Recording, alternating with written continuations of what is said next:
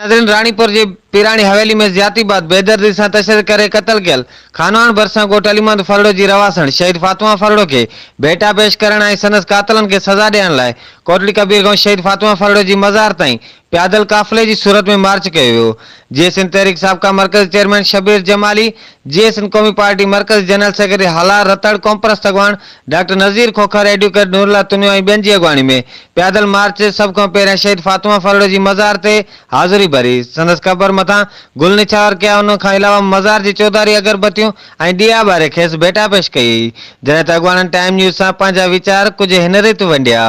ये रैली जो है सो निकती है कोटली कबीर स्टाफ का वठी ऐं हिते जो पीराणो जागीरदाणो ऐं मुल्ले जो निज़ाम है उन फरसूदा निज़ाम जेसी ताईं ख़त्म नथो थिए तेसी ताईं असां मज़लूम सिंधी अहिड़नि ज़ुल्म जे चकिन में पीड़ बारंदासीं ऐं अहिड़ियूं नियाणियूं हज़ारनि जी तादाद में नियाणियूं जो बेहरमतियूं थींदियूं रहंदियूं उहे शहीद थींदियूं रहंदियूं ऐं उन्हनि खे कॾहिं बि इंसाफ़ न मिलंदो। ही जेको पीर परस्ती जो फरसूदा ऐं जाहलियत वारो निज़ाम आहे जो कदीम दौर जी हिकिड़ी निशानी पई थी अचे, रस्म पई थी अचे, उन जे ख़िलाफ़ मासूम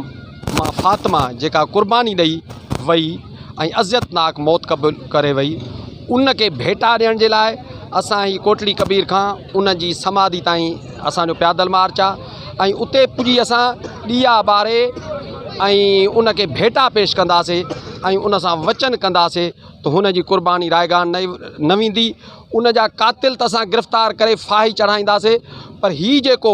पीर परस्ती जहिड़ो ॾोहारी निज़ाम आहे ऐं बदकिरदारी जो निज़ाम आहे उन खे ख़तमु करण जे लाइ बि असां राति ॾींहुं महिनत कंदासीं, जदोजहद कंदासीं। गर्दी कोर्ट में अदालत में पेश कयो वियो आहे, पर इन खे काफ़ी शायदियूं आहिनि अञा जेके गुम करण जे चकर में आहिनि। रियासत जे इदारनि ते असांखे को एतमाद न आहे।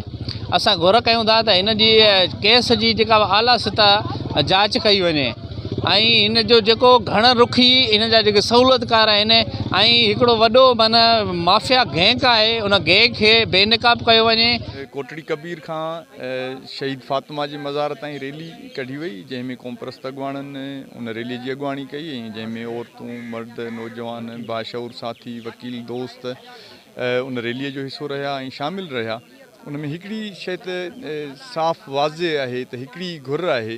त शहीद फातिमा फरड़ो जे खून सां इंसाफ़ कयो वञे। आख़िर इहा घुर अञा ताईं इहा छो थी थिए, सवाल इहो थो पैदा थिए। इन जी घुर जो सबबु ई हिकिड़ो इहो आहे त केस खे जंहिं नमूने सां सुस्त गिरफ़्तारीअ सां वरितो पियो वञे, जंहिं नमूने सां ॾिठो पियो वञे केस जी जांच जेकी हिन जदीद साइंसी दौर में जंहिं नमूने सां थिए पई, उन ते एतिराज़ात ऐं सवालात जेके आहिनि पूरी दुनिया जा साञाहवंद रखनि पिया त अञा ताईं आख़िर फातिमा फरड़ो जे खून ऐं उन केस में जेके मुलविस किरदार आहिनि उन्हनि जी गिरफ़्तारी मुमकिन छो न थी सघी आहे, हिना शाह जी गिरफ़्तारी मुमकिन छो न थी सघी आहे, फयाज़ शाह जी गिरफ़्तारी अञा ताईं मुमकिन छो न थी सघी आहे, टेस्टुनि जो जेको प्रोसेस आहे उहो कंप्लीट छो न थी सघियो आहे, उन जी मोबाइल खे डीकोड अञा ताईं छो न कयो वियो आहे त जीअं केस जा इहे समूरा पासा जांच हेठि आणे उन्हनि खे कंप्लीट करे सघिजे। असां इहे एतिराज़ साम्हूं रखी, इहे तहफ़ुज़ात साम्हूं रखी सॼी सिंध जे अंदरि अञा ताईं शहीद फातिमा फरड़ो जे खून सां इंसाफ़ जे लाइ एहतिजाजनि जो सिलसिलो जारी आहे। असां इहा रैली जेका आहे पंहिंजी सॼी क़ौम खे जे ॾाढो युज़ार करण लाइ कढी आहे त कातिल जेके आहिनि उहे रियासत जो हिसो आहिनि ऐं रियासत उन्हनि खे हर सूरत में बचाइणु चाहे थी, पर असां हीअ तारीख़ जो बदतरीन जेको आहे सम्झो सेक्शुअल मौत आहे। ही आम मौत ना है, मर्डर ना है, पर ही मर्डर थ्रू रेप आहे। मुंहिंजे ख़्याल में तारीख़ में अहिड़ो रेप मूंखे नथो मिले, जेकॾहिं थियो हूंदो तॾहिं बि उहो बंदि कोठरनि में थियो आहे। ही ज़ाहिर थियो आहे आलमी लेवल ते ही तमामु वॾो केस आहे। हिन जो पुछाणो हिननि पीरनि खां त रियासत कंदी, पर रियासत खां इंटरनेशनल क़ुवतूं कंदियूं। कंहिं बि सूरत में न हीअ रियासत बची सघे थी हिन अमल खां, न ही पीर बचंदा। असां सिंधी क़ौम इन मामले में पंहिंजो दिमाग़ क्लियर कयूं। कैमरा टीम सां गॾु अब्दुल रज़ाक लाशारी, टाइम न्यूज़, कोटली मोहम्मद कबीर।